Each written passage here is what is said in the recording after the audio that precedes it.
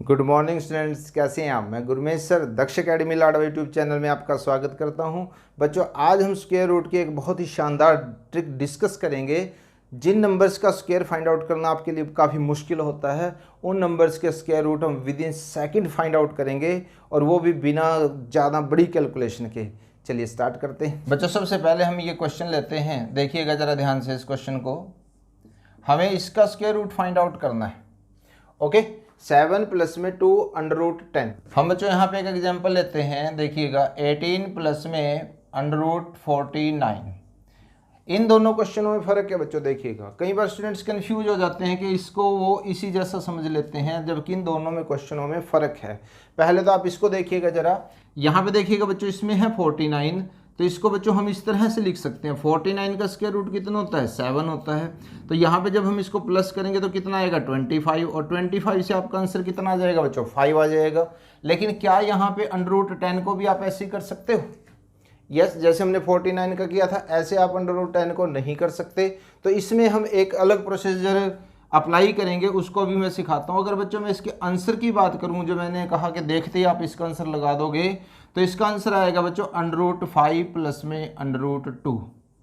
Yes, और ये आप भी निकाल पाएंगे। अंडर रूट 5 प्लस में अंडर रूट 2 कैसे आया वो अभी देखते हैं।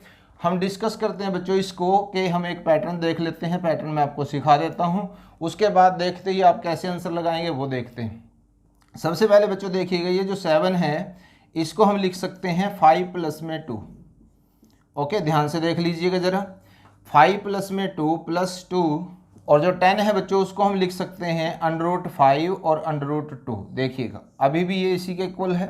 ओके, अभी हम आगे और क्या करेंगे, यहाँ पे जो 5 है उसको लिख सकते हैं अंडर रूट 5 स्क्वायर, प्लस में जो 2 है उसको लिख सकते हैं अंडर रूट 2 स्क्वायर, और प्लस में 2 इंटू में अंडर रूट 5 और इंटू में अंडर रूट 2।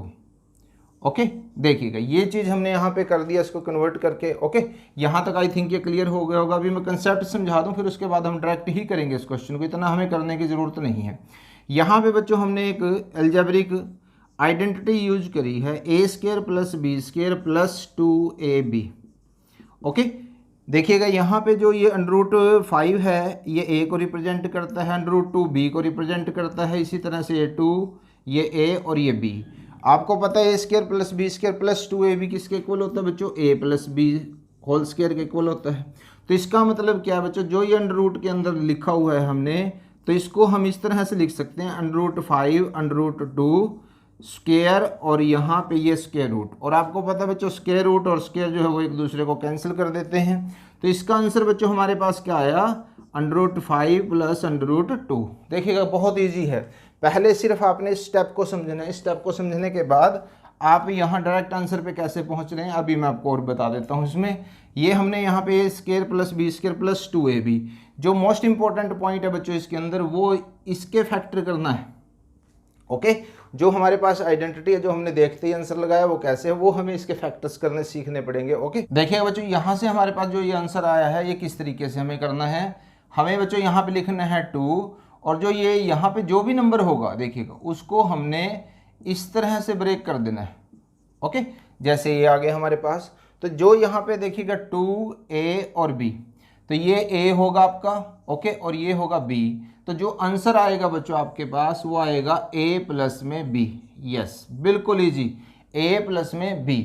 अब एक बात का और ध्यान रखना आपने, यहाँ पे देखिएगा जब हम इसके फैक्टर्स करते हैं यहाँ पे, तो आपने इन दोनों का स्क्वायर जरूर करके देखना है। ओके, जब आप इसका स्क्वायर करोगे तो बच्चों कितना आएगा? 5, और अंडर रूट 2 का जब आप स्क्वायर करोगे तो कितना आएगा बच्चों? 2 आएगा। इन दोनों को बाद में प्लस जरूर करके देखिएगा क्या हमारे पास ये नंबर आता है। सिर्फ इतनी सी चेकिंग आपने करनी है, और उसके बाद डायरेक्ट आप आंसर करते चले जाओगे। ओके, आई होप बिल्कुल क्लियर होगा। अब हम एक क्वेश्चन इसमें और लेते हैं। देखिएगा बच्चों एक एग्जाम्पल हम इसमें और डिस्कस करते हैं। ये हमारे पास क्वेश्चन है। ओके, अब देखिएगा मैंने आपको क्या बताया बच्चों कि हमें यहाँ पे 2ab बनाना है।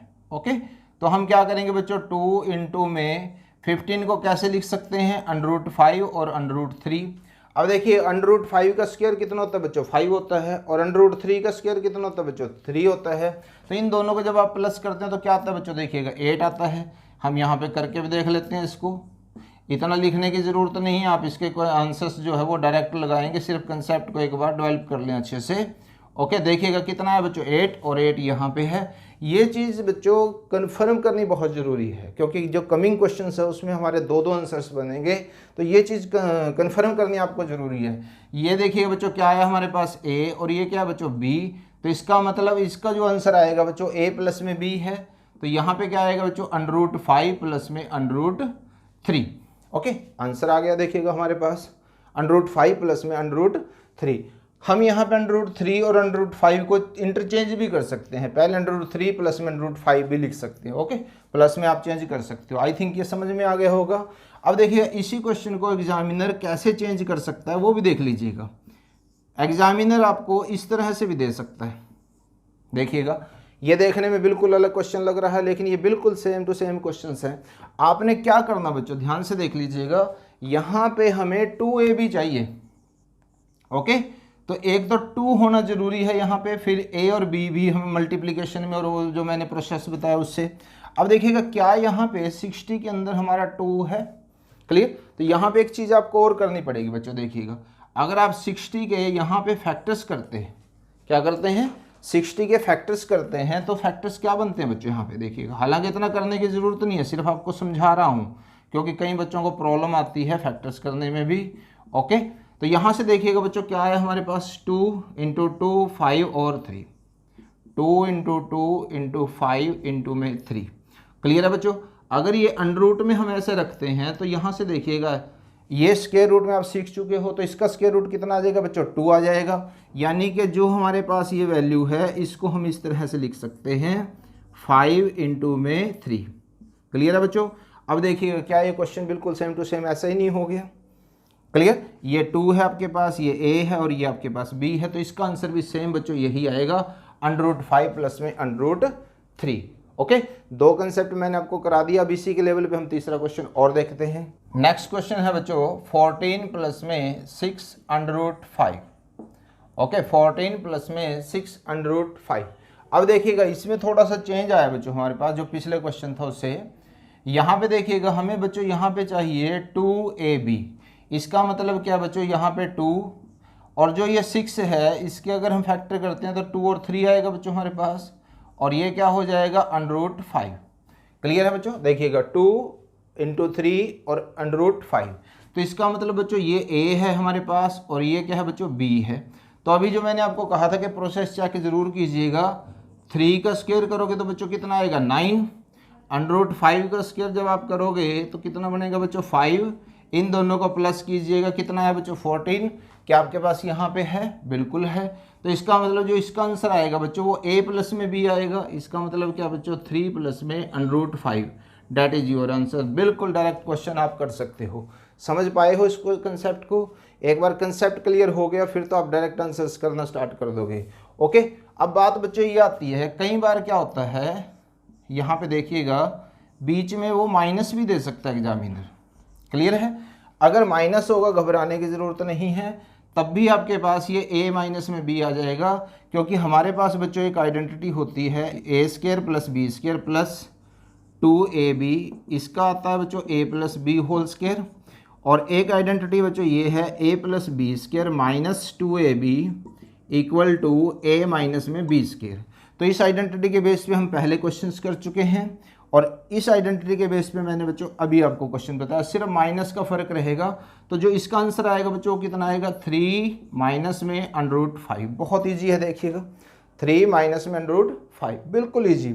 आप एक बार कंसेप्ट को पकड़ बना लें, कंसेप्ट को डेवलप कर लें अच्छे से, विद इन सेकेंड आप आंसर्स फाइंड आउट कर सकते हैं। ओके, अभी हम इससे और क्वेश्चन भी डिस्कस करते हैं। एक क्वेश्चन बच्चों हम इसमें और लेते हैं 33 प्लस में 4√35।